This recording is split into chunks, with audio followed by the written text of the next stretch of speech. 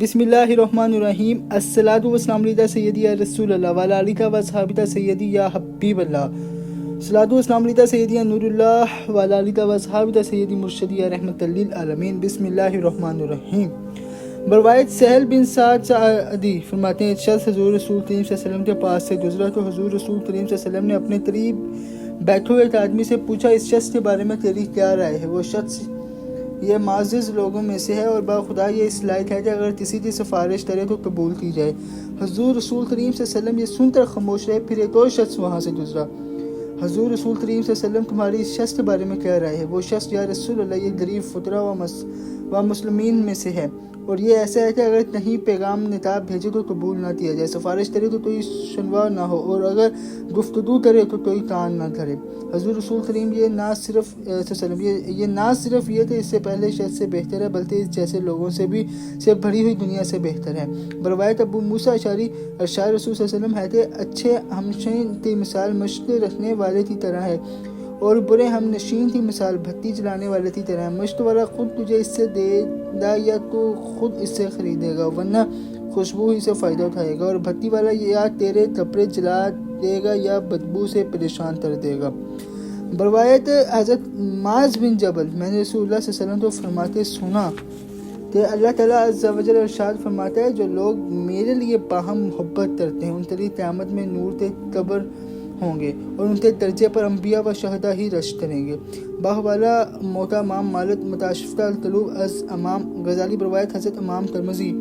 بفرمان نبی صلی اللہ علیہ وسلم، قیامت کے دن ایک بندے تو لایا جائے گا، اللہ تعالیٰ عز و جل اس سے اس طرح معذرت کرے گا جیسے دنیا میں ایک شخص دوسرے سے معذرت کرتا ہے، اور اللہ تعالیٰ عز و جل فرمائے گا، مجھے میری عزت اور جلال کی قسم میں نے تجھ سے دنیا تو تیری بے قدری کی وجہ سے نہیں پھیرا تھا بلکہ اس عزت اور کرامت کے سبب جو میں نے تیرے لیے تیار کی تھی، تو یہ دنیا سے محروم رکھا ہے۔ میرے بندے، لوگوں کی ان جماعتوں میں جاؤ جس کسی نے میری رضا مندی کی خاطر تجھے کھلایا یا پلایا یا لباس پہنایا ہو، اس کا ہاتھ پکڑ لو، وہ تمہارا ہے۔ لوگ اس دن پسینے میں گرد ہوں گے اور وہ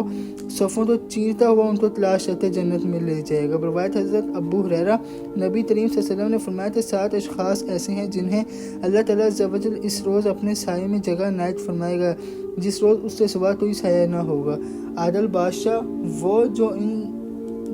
جس نے اپنی تمام عمر اللہ تعالیٰ کی عبادت میں گزاری، وہ شخص جس کا دل مسجد سے وابستہ ہو،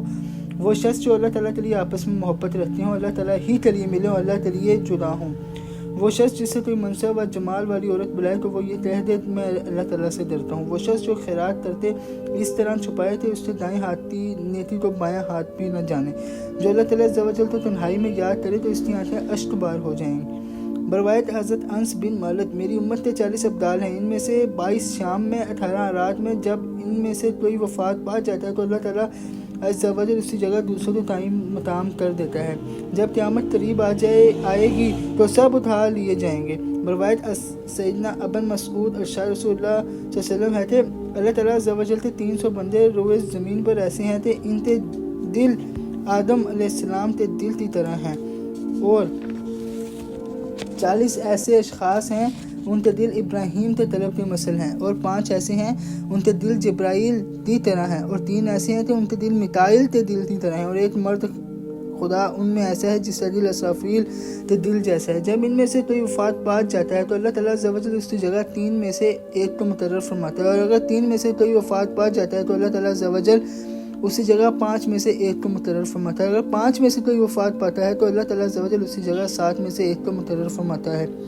اور اگر ان 7 میں سے کوئی وفات پاتا ہے تو اللہ تعالیٰ عز و جل اسی جگہ 40 میں سے ایک کو مقرر فرماتا ہے، اگر ان 40 میں سے کوئی وفات پاتا ہے تو اللہ تعالیٰ عز و جل ان کی جگہ 300 میں سے ایک کو مقرر فرماتا ہے، اگر 300 میں سے کوئی ایک وفات پاتا ہے تو اللہ تعالیٰ عز و جل اسی جگہ تمام لوگوں میں سے کسی کو مقرر فرماتا ہے، اللہ تعالیٰ عز و جل ان کی برکت سے امت کی بلا اور مصائب دور فرماتا ہے۔ حدیث مستورہ کے مطابق رسول کریم صلی اللہ علیہ وسلم نے جس ایک بندہ خدا کا ذکر فرمایا اس سے کتب کی ذات مراد ہے، اور وہ گوشت ہوتے ہیں، اولیاء میں ان کا مقام و مرتبہ دائرۃ نقطہ کی حیثیت رکھتا ہے، تمام عالم کا نظم و نسق ان سے متعلق ہوتا ہے۔ میرے دل سے دعا ہے اپنے پیارے رسول پیارے حبیب کے ساتھ ہم پر اپنا فضل اور اپنا کرم فرمائے۔ تاج دار ختم نبوت زندہ باد، پاکستان پائندہ باد۔ اللہ حافظ۔